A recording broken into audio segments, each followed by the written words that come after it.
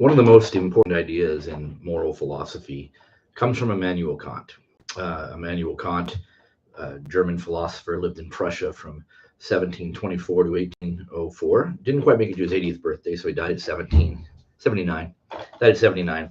One of the most important philosophers of all time, but I'm just going to talk about one of his ideas here.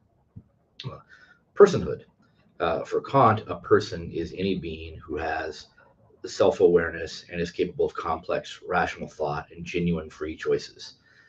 So it's a functional term, right? You are a person if you have those abilities. Do you have self awareness? Do you have a distinct sense of self? Do you know that who you are? I am this particular unique individual. Could you recognize your reflection in a mirror? Do you know that I am, in my case, I'm Matt, and I have a particular past and I have hopes for my future?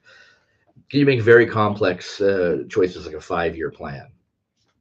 Can you understand abstract ideas like arithmetic or a piece of music or a painting, things like that? So, this means is that a person is not just a synonym for a human being. Nearly all human beings are persons. The only exceptions would be human beings that are, say, vegetative, basically.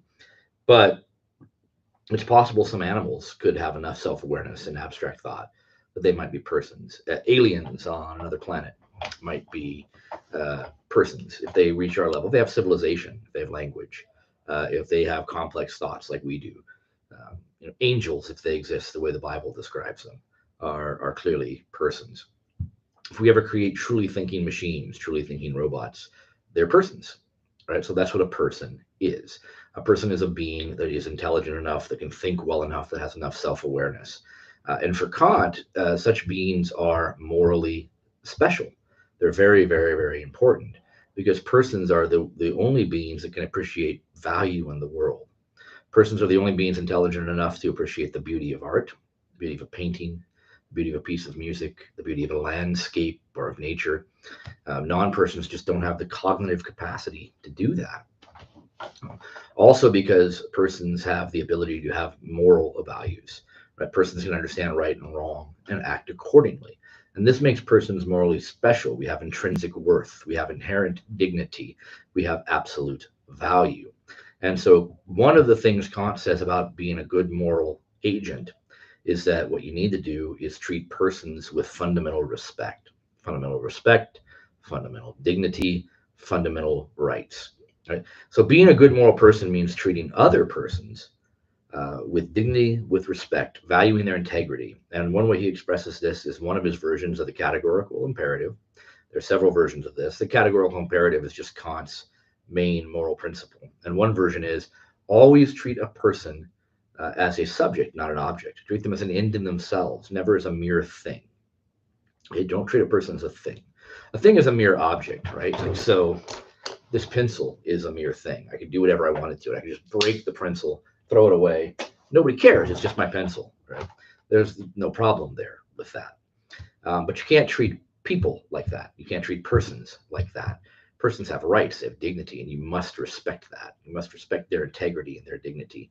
And that's what being a good person is respecting that. And so that's the cornerstone of his morality. And so you can see how this has a wide range of effects.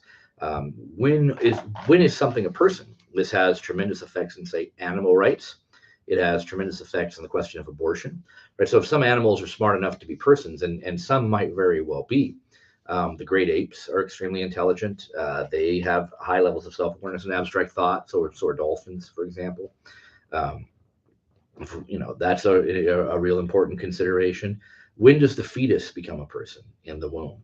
That has a serious implication for discussions of abortion. If the fetus is not a person early on, then maybe a woman has a right to abortion. But when it is a person, maybe she doesn't. So personhood is a significant moral concern. It's also significant for end of life issues.